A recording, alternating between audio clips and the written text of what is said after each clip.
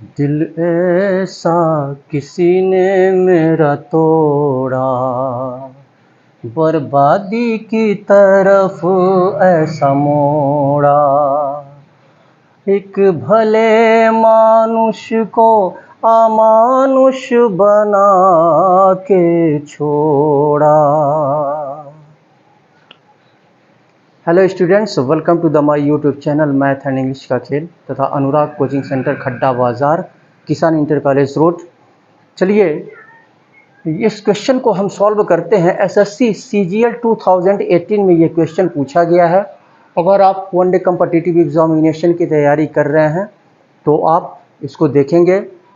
Hindi medium वाले और English medium वाले दोनों बच्चे देखेंगे इसको। यहाँ पे दिया हुआ है ए एक निश्चित गति से 15 किलोमीटर की दूरी तय करने में, 15 किलोमीटर की दूरी तय करने में, यानी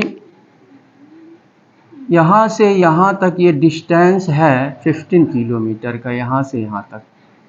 तो 15 किलोमीटर की दूरी तय करने में यहाँ पे क्या कह रहा है, ए एक निश्चित गति से 15 किलोमीटर की दूरी तय करने में बी से 30 मिनट अधिक समय लेता है। ए और बी दो व्यक्ति हैं, ठीक है।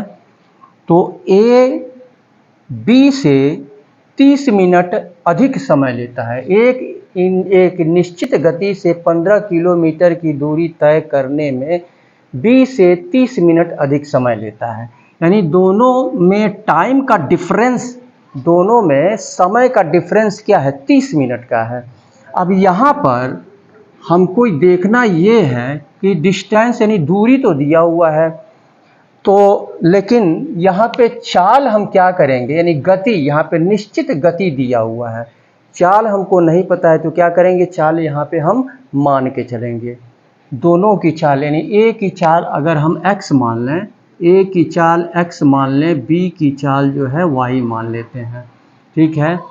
तो चूँकि यहाँ पे समय का डिफरेंस यानी टाइम का डिफरेंस दिया हुआ है, तो टाइम इक्वल टू क्या होता है, time equal to distance upon speed होता है। तो डिस्टेंस अपॉन स्पीड, तो टाइम का डिफरेंस कैसे निकलेगा, टाइम का डिफरेंस यानी ए ज़्यादा समय ले रहा है और बी जो है 30 मिनट कम समय ले रहा है, तो ज़्यादा समय में से और कम समय को माइनस करेंगे तो 30 मिनट डिफरेंस निकलेगा। तो यहाँ पे डिस्टेंस 15 किलोमीटर, तो ए का यहाँ पे ए का क्या हो जाएगा यानी 15, और स्पीड ए का हमने x माना है, x हो गया, और माइनस डिस्टेंस वही है दूसरे का b का 15, यानी दूरी बटे क्या हो जाएगा, चाल b का क्या माना है y। तो यहाँ पे ये हो गया डिफरेंस 30 का। तो ये 30 मिनट है। हमको यहाँ पे किलोमीटर प्रति घंटा में हमको गति जो है यानी स्पीड हमको किलोमीटर प्रति घंटे में निकालना है। तो ये 30 है, तो 60 मिनट बराबर 1 घंटा होता है, तो इसको हम 60 से क्या करेंगे, इसको डिवाइड कर देंगे। तो ये हो जाएगा 3 1 जा 3, 3 2 जा 6, यानी 1/2 हो जाएगा। तो अब इसको यहाँ पे हम सॉल्व कर लेते हैं। x और y का एलसीएम यहाँ पे निकालेंगे तो xy हो जाएगा, xy का एलसीएम xy। अब इस एलसीएम को x से डिवाइड करेंगे तो x से x कैंसिल हो जाएगा, y का ऊपर मल्टीप्लाई हो जाएगा 15y। मैं स्टेप बाय स्टेप मैं आपको बता रहा हूँ, ठीक है, स्टेप बाय स्टेप मैं आपको बता रहा हूँ। जो मेथड है मैं वही मेथड बताता हूँ। 15y माइनस y से इसको डिवाइड करेंगे, y से y कैंसिल हो जाएगा तो x बचेगा, x का ऊपर मल्टीप्लाई 15x हो जाएगा, इक्वल टू 1/2 क्रॉस। अब यहाँ पे ये कितना हो जाएगा, यहाँ पे 2 का मल्टीप्लाई इसमें कर देंगे, 2 का मल्टीप्लाई, तो ये हो जाएगा 15 दूनी 30 यानी 30y और माइनस 15 दूनी 30, 30y इक्वल टू xy। तो इसको हम पहला इक्वेशन, ये x है ना, तो ये x है यहाँ पे x, तो ये पहला इक्वेशन मान लेते हैं। इसके बाद से यहाँ पे कह रहा है आगे,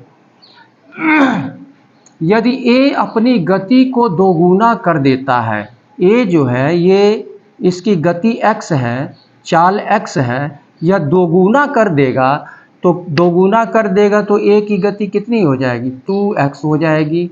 दोगुना कर देता है तो वह b से 1 घंटे कम समय में समान दूरी, यानी वही दूरी जो है समान दूरी तय करता है, तो वह b से 1 घंटे कम समय में, यानी 1 घंटा कम समय लेता है, 1 घंटा कम समय लेता है b से, यानी b अधिक समय लेता है। तो अब b अधिक समय लेता है जब यह a अपने स्पीड को दोगुना कर देता है, जब a अपने स्पीड को दोगुना कर देता है तो b से 1 घंटे कम समय लेता है, यानी 1 घंटा पहले वो पहुंच जाता है। ठीक है, तो यानी इसका मतलब b जो है ज़्यादा समय लेता है, तो फिर ज़्यादा में से कम को माइनस करेंगे तो 1 घंटे का डिफरेंस निकलेगा।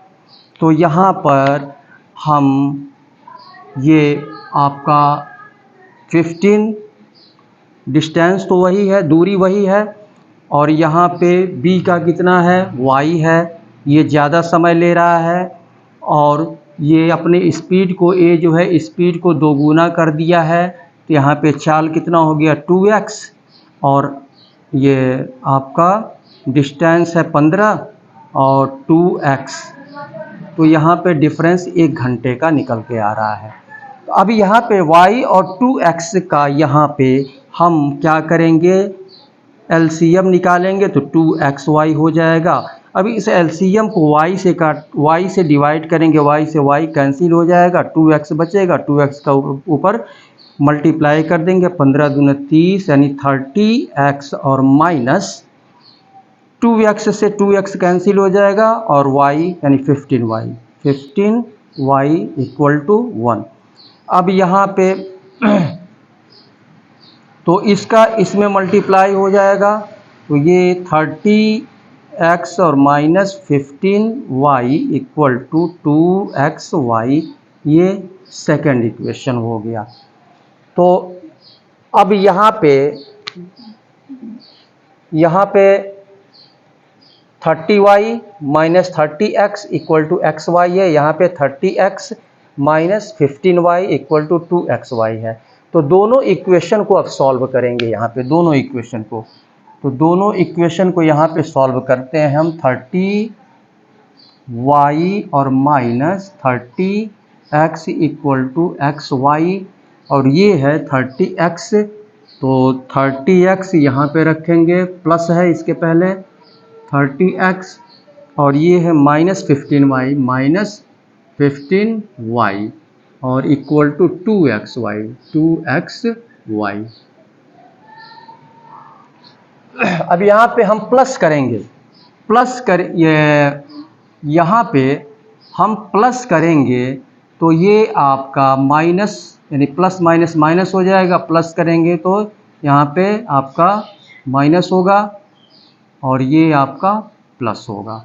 तो ये तो ये आपका कैंसिल हो जाएगा, माइनस करेंगे तो ये प्लस करेंगे तो प्लस प्लस यहाँ पे प्लस होगा, तो ये कैंसिल हो जाएगा, और ये आपका क्या होगा माइनस, यानी 13 में से 15 को हम क्या करेंगे, यहाँ पे माइनस 15y है यहाँ पर, तो माइनस, तो यहाँ पे प्लस कर रहे हैं तो प्लस और माइनस यहाँ पे माइनस हो गया, तो ये हो जाएगा 15y इक्वल टू ये हो जाएगा 3xy हो गया। अब यहाँ पर हम क्या करेंगे, y को 15y को उधर लेके चलते हैं, 15y को, और या फिर 3y को इधर लेके आते हैं, उधर बचेगा x, तो 15y और divided by 3y equal to x, y से y कैंसिल हो जाएगा और 3 बचे 15, यानी x का वैल्यू आ गया 5। अब ये जो x का वैल्यू 5 आया उसको हम क्या करेंगे, इक्वेशन 1 में हम या तो इक्वेशन 1 में रख दें, पुट कर दें x का वैल्यू 5, या तो इक्वेशन 2 में हम पुट कर देंगे। तो यहाँ पे 30y और माइनस 30 x है, x का वैल्यू कितना निकला है 5, यहाँ पे 5 रख लेंगे, इक्वल टू x, यहाँ पे x है तो 5y हो जाएगा, 5y। अब यहाँ पे 30y और minus 3 × 5 = 15, 150 equal to 5y। 5y को इधर ले आएंगे, माइनस 150 को इक्वल के उधर ले जाएंगे तो प्लस हो जाएगा, 5y इधर आएगा तो माइनस हो जाएगा। तो 30y में से 5y को माइनस करेंगे तो 25y इक्वल टू 150। 25 उधर ले जाएंगे तो डिवाइड हो जाएगा, 25 से कितनी बार में कटेगा 6 टाइम्स में, तो यहाँ पर y इक्वल टू 6 हो जाएगा, y इक्वल टू 6, 25 × 6 = 150 हो जाएगा। तो यहाँ पे x का वैल्यू 5 आया और y का वैल्यू, तो y क्या है यहाँ पे b का y क्या है, स्पीड हमने माना है ना, ये b का स्पीड यहाँ पे y हमने माना है, b की गति हमने y यहाँ पे माना है, और यहाँ पे पूछ रहा है b की गति किलोमीटर प्रति घंटे में क्या है, तो यहाँ पे 6 किलोमीटर प्रति घंटा। तो ऑप्शन ये आपका ए सही होगा। ठीक है, इस तरह से हम क्वेश्चन को अच्छी तरह से सबसे पहले हम समझते हैं, उसके बाद से इसको स्टेप बाय स्टेप आप सॉल्व करने की कोशिश करें और ज़्यादा से ज़्यादा प्रैक्टिस करें ताकि आप लिमिट टाइम के अंतर्गत जो है क्वेश्चन को सॉल्व करने में सक्षम हो सकें। चलिए इसके बाद से हम अगले क्वेश्चन को सॉल्व करते हैं। तो अगर आप हमारे चैनल पर नए हैं तो आप इसको सब्सक्राइब कर लें, और सब्सक्राइब करने के बाद बेल आइकन को अवश्य क्लिक करें, जिससे कि जितने भी वीडियोस हमारे द्वारा अपलोड किए जाएं उसका नोटिफिकेशन समय समय पर आपको मिलता रहे। और हमारे फेसबुक पेज स्पीड एजुकेशन को भी लाइक करें, शेयर करें और फॉलो करें। चलिए अगले क्वेश्चन को हम सॉल्व करते हैं।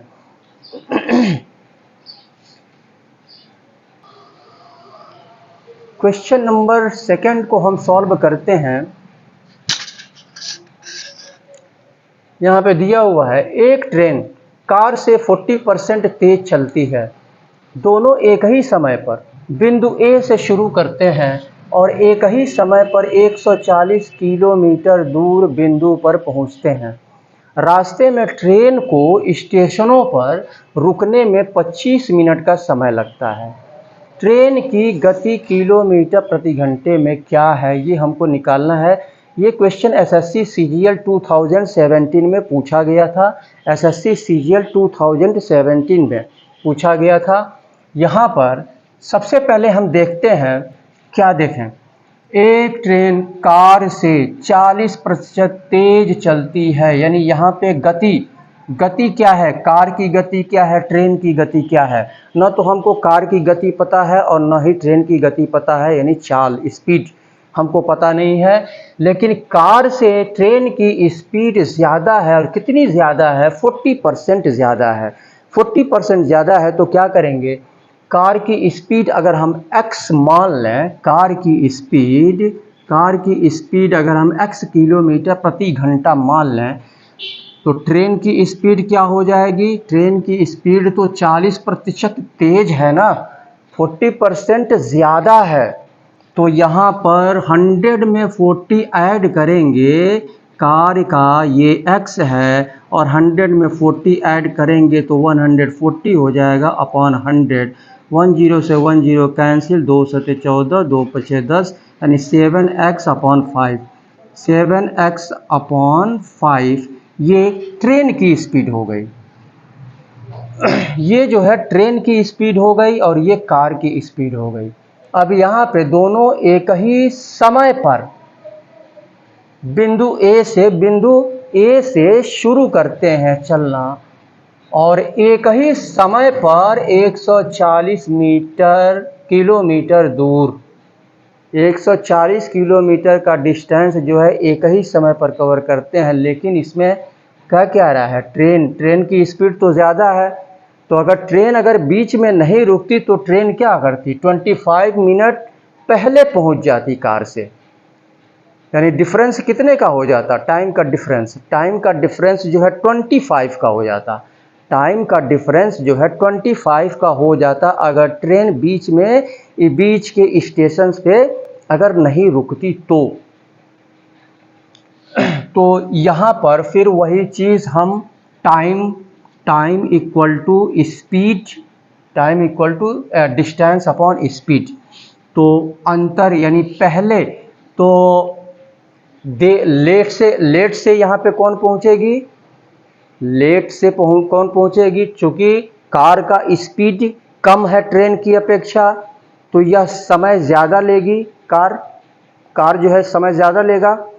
तो यहाँ पर कार का यहाँ पे हमने स्पीड माना है, यहाँ पर x माना है और डिस्टेंस है 140 किलोमीटर। तो 140 अपॉन x और इसमें से माइनस करेंगे, ये 140 दूरी हो गई और ये चाल हो गया, ठीक है। टाइम इक्वल टू टाइम यानी समय equal to time equal to दूरी बटे चाल, और ये ट्रेन का क्या हो जाएगा, तो 140 ये भी उतना ही डिस्टेंस कवर करती है, लेकिन इसका स्पीड क्या है 7x अपॉन 5 है, 7x अपॉन 5। और इनमें समय का डिफरेंस कितना होता अगर नहीं रुकती बीच में, तो 25 का डिफरेंस होता। और 25 क्या है यहाँ पे, 25 यहाँ पे मिनट दिया हुआ है, तो मिनट को हम घंटे में बदलेंगे तो 60 से डिवाइड करेंगे, यहाँ पे 60 से डिवाइड करेंगे। इसको अगर हम सॉल्व करें तो इसको कितना हम लिख सकते हैं 140, ये यहाँ पे डिवाइड है ना 7x अपॉन 5, इंटू में कन्वर्ट करेंगे तो 140 इंटू 5 अपॉन 7x हो जाएगा, 7 से कट जाएगा, 7 दूनी 14 यानी 20, 20 25 100 यानी 100 अपॉन x हो जाएगा। तो इसको लिख सकते हैं 100 अपॉन x। तो 140 अपॉन x और minus 100 upon x equal to 25 upon 60। अब x का एलसीएम x ही होगा, डिनोमिनेटर जब सेम हो तो यहाँ पे माइनस है तो ऊपर वाले को सीधे सीधे हम माइनस कर देंगे, तो यहाँ पे 140 में से 100 घटाएंगे तो 40 हो जाएगा और 25 अपॉन 60। इसको चाहे तो काट के हम यहाँ पे छोटा कर सकते हैं, 5 पचे 25 और 12 पचे 60, 12। इसका इधर मल्टीप्लाई कर देंगे, इसका इधर, यानी x इक्वल टू ये हो जाएगा, तो ये डिवाइड में आ जाएगा, x equal to 40 into 12 upon 5, 5 वट्ठे 40, 12 वट्ठे 96, x equal to 96, x equal to आ रहा है 96। यहाँ पर हमें निकालना क्या है, ट्रेन की गति, हमको ट्रेन की गति, ये तो आपका कार का स्पीड हो गया 96, कार का स्पीड हो गया 96 किलोमीटर पर आवर। ट्रेन की गति यहाँ पे पूछ रहा है, ट्रेन की गति, तो ट्रेन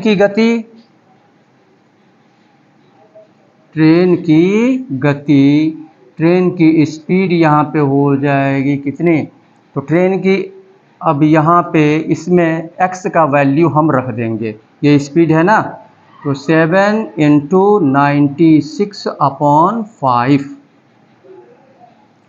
चलिए इसको हम मल्टीप्लाई कर लेते हैं या फिर इसको काट लेते हैं, 96 को 5 से, 5 एकन्ने 5, 9 में से 5 4 6, 5 9 45, अब 5 दूनी 10, 19.2 और 7, 7 दूनी 14, 7 दूनी 14, 7 9 63, 1 64, 7 6 13, तो ये हो गया आपका 134.4 किलोमीटर पर आवर, किलोमीटर प्रति घंटा, 134.4 यानी ऑप्शन आपका सी सही होगा। ये ट्रेन की स्पीड हो गई, ट्रेन की स्पीड हो गई 134.4 किलोमीटर प्रति घंटा।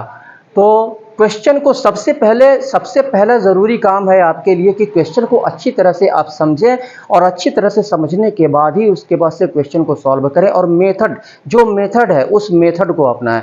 आप देखेंगे जब आप प्रैक्टिस करेंगे ना, प्रैक्टिस सिर्फ एक बार लगाने से आप जो है कॉम्पिटिटिव एग्जामिनेशन को क्वालिफाई नहीं कर पाएंगे। आप मेथड को समझिए, ठीक है, और मेथड के साथ आप जो है प्रैक्टिस कीजिए। प्रैक्टिस, आप मैथमेटिक्स लगाने का प्रैक्टिस, ज़्यादा से ज़्यादा क्वेश्चन को सॉल्व करने की प्रैक्टिस कीजिए।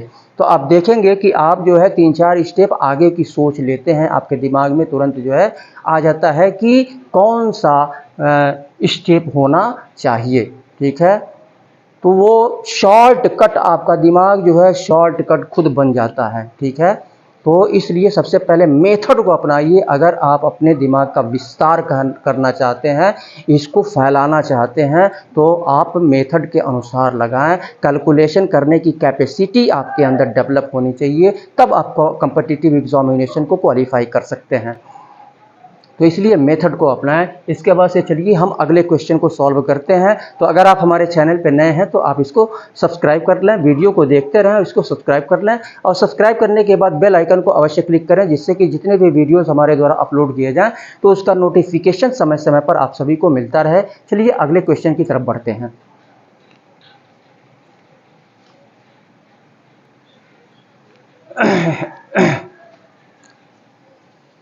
इस क्वेश्चन को हम सॉल्व करते हैं। यहाँ पे कह रहा है किसी संख्या को 296 से भाग देने पर 75 शेष बचते हैं, उसी संख्या को 37 से भाग देने पर शेष क्या बचेगा। यानी कोई भी संख्या है, अगर उसको हम 75 से भाग करते हैं तो 75 शेष बचता है। तो यहाँ पर डिविडेंड यानी भाज्य इक्वल टू फार्मूला क्या होता है, डिविडेंड इक्वल टू फार्मूला क्या होता है। तो ये होता है आपका ये भाजक इनटू कोसेंट यानी भागफल बोलते हैं हिंदी में, और प्लस शेषफल और यहाँ पे भाज्य। तो ये मल्टीप्लाई करने पे और शेषफल को ऐड करने पे ये भाज्य निकलता है, डिविडेंड, डिवाइजर, कोसेंट और रिमाइंडर। तो यहाँ पे कह रहा है 296 से भाग देने पर, तो भाजक क्या है, 296 है, 296 से भाग देने पर। और यहाँ पे भागफल हमको नहीं पता है, भागफल यानी कोसेंट हम लिखते हैं क्या, क्यू से डिनोट करते हैं, कोसेंट इंग्लिश में कोसेंट लिखते हैं, भागफल को हमने क्यू लिख दिया। इसके बाद से शेषफल यहाँ पे शेष 75 बचता है, शेष जो है 75 बचता है। और भाज्य का मतलब डिविडेंड। तो अब यहाँ पे हम क्या करेंगे, ये अगर हम इसको, ये आपका भाग देते हैं तो 75 शेष बचते हैं, उसी संख्या को 37 से, वहाँ पे कह रहा है 37 से भाग देने पर, 37 से भाग देने पर शेष क्या बचेगा। तो 37 के हिसाब से अगर 37 से इसको डिवाइड करें, 37 से इसको डिवाइड करें तो 8 बचेगा। तो यहाँ पे 8 टाइम्स में ये कटेगा। तो 37 से, यहाँ पे कह रहे हैं 37 से भाग देने पे, तो इसको ऐसे तोड़ लेंगे, ये 37 गुणे 8 इंटू कोसेंट और प्लस से इसको क्या करेंगे, 37 2 7 14 2 3 6 1 7 74 धन 1 लिख सकते हैं यहाँ पे, यानी 37 गुणे 2 और धन 1। तो यहाँ पे हम क्या करेंगे, इन दोनों में 37 को हम कॉमन ले लेंगे, 37 को हमने कॉमन ले लिया, बचा क्या, 8Q और प्लस 2 और इसको बाहर ले लेते हैं +1। तो अब ये क्या हो गया, ये जो है 37 क्या हो गया आपका भाजक हो गया, डिवाइज़र हो गया, और 8 + 2 ये क्या हो गया भागफल हो गया, और प्लस शेषफल 1 हो गया। तो 37 से अगर हम भाग देते हैं, ठीक है, तो ये कोसेंट है और ये रिमाइंडर है। 37 से भाग देने पे ये 1 आपका आता है, 1। तो उसी संख्या को 37 से भाग देने पर शेष क्या बचेगा, तो शेष 1 बचेगा, शेष 1 बचेगा। तो इस तरह से क्वेश्चन को पहले अच्छी तरह से देख लीजिए, समझ लीजिए, उसके बाद से तब इसको सॉल्व कीजिए, ठीक है। 1 शेष बचेगा। यहाँ पे 37 क्या है, 37 आपका भाजक है, और यहाँ पे गुणे है इनटू ए, भागफल क्या है 8q + 2 कोसेंट, और रिमाइंडर क्या है +1। तो 37 से भाग देने पर ये इतना आपका यानी रिमाइंडर 1 बच रहा है। रिमाइंडर पूछ रहा है, शेषफल पूछ रहा है, 1 बचेगा यहाँ पर। तो एसएससी 2010 में ये क्वेश्चन पूछा गया था, तो इस तरह से क्वेश्चन को सॉल्व करेंगे। चलिए हम अगले क्वेश्चन की तरफ बढ़ते हैं।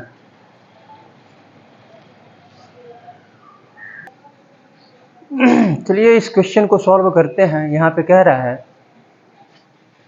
एक परीक्षा में एक विद्यार्थी को प्रत्येक सही उत्तर के लिए 6 अंक मिलते हैं।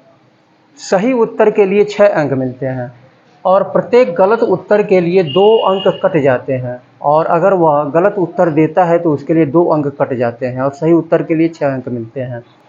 यदि वह 74 प्रश्न हल करता है, तो 74 प्रश्न हल करता है और उसे 196 अंक प्राप्त होते हैं, तो सही हल किए हुए प्रश्नों की संख्या क्या है। तो यहाँ पर अगर 74 प्रश्न हल करता है, तो 74 प्रश्न हल करता है, तो अगर 74 प्रश्न हल करता है तो इसमें गलत भी है, इसमें सही भी है और गलत भी है। उत्तर सही भी करता है और गलत उत्तर भी देता है। तो यहाँ पर अगर हम सही उत्तर देने की संख्या अगर हम x मान लें, तो 74 में से x हम माइनस करें, 74 में से ये सही उत्तर है, और यहाँ पे x को माइनस कर दें तो ये गलत उत्तर जो उसने दिया ये उसका हो गया, यानी कुल कितने गलत उत्तर दिए ये उतना हो गया। अब यहाँ पे एक सही उत्तर पे यहाँ पे 6 अंक मिलता है, तो x सही उत्तर पे 6x मिलेगा, 6x, और यहाँ पे एक गलत उत्तर पे 2 अंक कट जाते हैं, यानी 2 से मल्टीप्लाई करेंगे, इतने गलत उत्तर हैं, तो ये हो जाएगा 2 × 74 माइनस x। तो अब यहाँ पे ये गलत उत्तर है और ये सही उत्तर है, तो 196 अंक उसको प्राप्त होते हैं, 196 अंक। तो 196 अंक जब प्राप्त होते हैं तो ये सही उत्तर के लिए प्राप्त हुए होंगे 196 अंक। 196 अंक उसको प्राप्त होते हैं, तो सही हल किए हुए प्रश्नों की संख्या क्या है ये हमको पता करना है। तो आप चाहें तो x और y मान कर भी इसको लगाया जा सकता है। तो हम इसको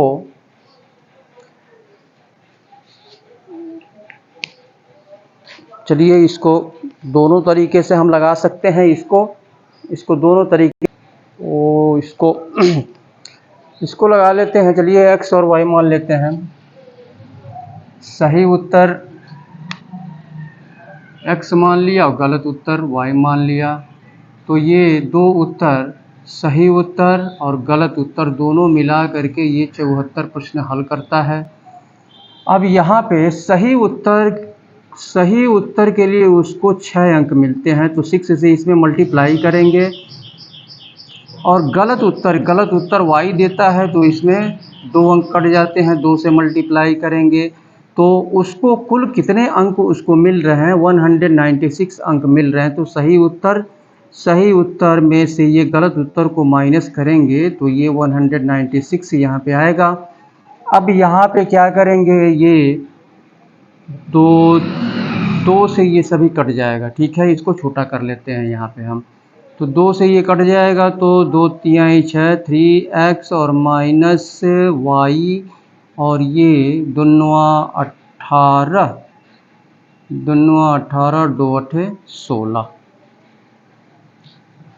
इतना हो गया। अब यहाँ पे हम क्या करेंगे, ये इक्वेशन पहला रख लेते हैं, ये इक्वेशन 2 रख लेते हैं। अब यहाँ पे क्या करेंगे, इक्वेशन को इक्वल बनाएंगे। तो 3 से इस फर्स्ट 3 से इक्वेशन फर्स्ट में हम मल्टीप्लाई करें इक्वल करने के लिए। तो हम क्या करेंगे, 3 से मल्टीप्लाई करेंगे तो ये हो जाएगा 3x और प्लस 3y इक्वल टू 3 चौको 12 और 3 सत्ते 21, 22, इतना हो गया। अब ये इक्वेशन और ये सेकंड इक्वेशन इसको ले लेते हैं, 3x और माइनस y इक्वल टू 98, इन दोनों को सॉल्व करेंगे। तो इसको माइनस करेंगे, माइनस और माइनस माइनस प्लस हो जाएगा, माइनस करेंगे तो ये तो आपका कैंसिल हो जाएगा, और यहाँ पर आपका 4y हो जाएगा, 4y, और ये माइनस करेंगे तो 12 में से 6 6 हो गया, और 11 में से 9 2 हो गया, 126। तो y इक्वल टू कितना हो गया, 126 बट्टे 4, 4 तिहाई 12, 6 तो कटेगा नहीं, y निकलना चाहिए ना। दोनों को इक्वल कर रहे हैं हम, यहाँ पर 3 से इसमें मल्टीप्लाई कर रहे हैं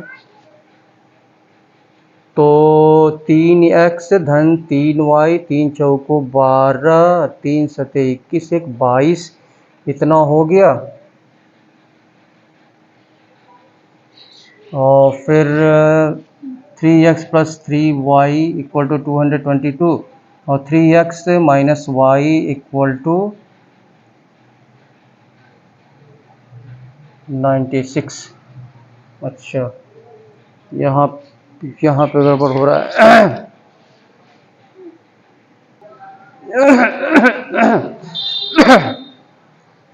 तो यहाँ पे ये कैंसिल हो जाएगा, और ये आपका 3x माइनस वाई, ये 98 है, 96 लिखा गया है, 98। ये 12 में से 8 4 हो जाएगा, 124, 4 तिहाई 12 और 4 एकन्ने 4, y इक्वल टू 31 आ गया।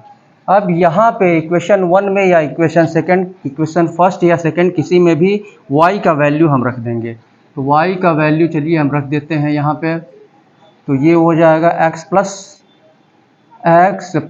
y का वैल्यू आ गया आपका 31 इक्वल टू 74। तो x और 31 उधर जाएगा तो ये 74 और माइनस 31 हो जाएगा, equal to x equal to 4 में से 1 3 हो गया, और 7 में से 3 4 हो गया। तो यहाँ पे हमने जो है सही किए गए प्रश्नों की संख्या, सही किए गए प्रश्नों की संख्या हमने x माना है, और यहाँ पे पूछ रहा है कि सही हल किए हुए प्रश्नों की संख्या। तो सही हल किए हुए प्रश्नों की संख्या x माना है हमने, और गलत हल किए हुए प्रश्नों की संख्या हमने y माना है। तो सही हल किए हुए अंकों प्रश्नों की संख्या यहाँ पे x है, और x का वैल्यू यहाँ पे 43 आ गया। तो ये 43 आपका जो है, यही जो है आंसर होगा, यही आंसर होगा। तो ये 43 ऑप्शन सी आपका सही है। ये क्वेश्चन SBI क्लरिकल ग्रेड 2015 में पूछा गया था ये क्वेश्चन। तो ये 2 वेरिएबल लगा करके इसमें इक्वेशंस इन 2 वेरिएबल्स आप पढ़े होंगे, ठीक है। तो ऐसे इसको हम सॉल्व कर सकते हैं। लीनियर इक्वेशंस इन 2 वेरिएबल्स 1 वेरिएबल्स आपने पढ़ा होगा, ठीक है। क्लास 6th से ही स्टार्ट हो जाता है, 7th से ही स्टार्ट हो जाता है, ठीक है। तो इसमें x y हमने मान लिया है, 2 वेरिएबल्स हमने मान लिया है, ठीक है। तो इस तरह से इसको हम सॉल्व कर लेंगे। चलिए इसके बाद से हम अगले क्वेश्चन की तरफ बढ़ते हैं।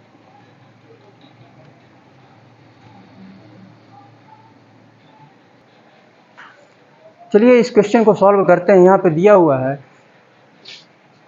पी और क्यू के पास मिलाकर 1519 रुपये की धनराशि है। पी और क्यू दोनों को मिला करके यहाँ पे पी और क्यू दोनों को मिला करके 1519 रुपये की धनराशि है। यदि पी के हिस्से का 4/9, पी के हिस्से का 4/9 क्यू के हिस्से के 13/15 13/25 भाग के बराबर है, तो P के पास कितनी धनराशि है?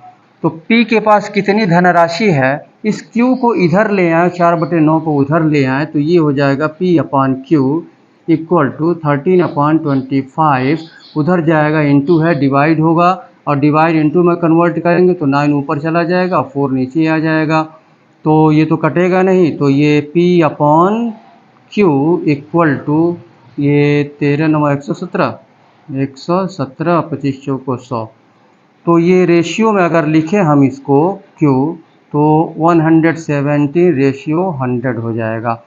तो यहाँ पे कुल धनराशि यहाँ पे 1519 है, कुल धनराशि ये 1519 रुपये है, 1519 रुपये। तो पूछ रहा है P के पास कितनी धनराशि है, इसका सम, यानी ये जो अनुपात है इसका सम कितना होगा, इसका सम इन दोनों को जोड़ेंगे अगर हम तो 217 होगा, 217 सम हो जाएगा, प्लस करेंगे तो हम अब ये धनराशि है 1519, P का हमको निकालना है, P का वो 117 है, तो 1519 बटे 217 इनके सम से डिवाइड करेंगे और मल्टीप्लाई करेंगे इसका 100, P का 117 है, 117, तो ये हम निकाल लेंगे, यहाँ पे 217 से ये कटेगा, हमको लग रहा है कि कट जाएगा, 217 से ये कटेगा, 7 7 49 7 7 49 7 4 11 7 2 14, 7 बार में कट जाएगा, ये 7 बार में कट जाएगा, तो ये हो जाएगा आपका